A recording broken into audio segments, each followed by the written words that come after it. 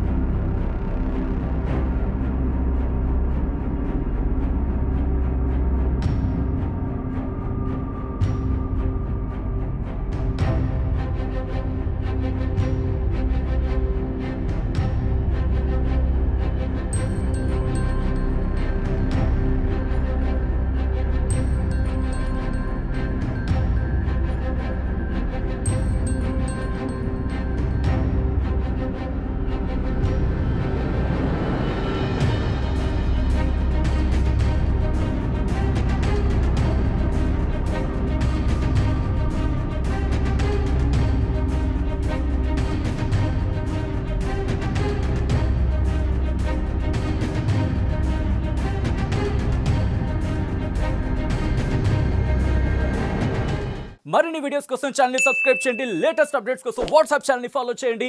And link description లో ఉంది.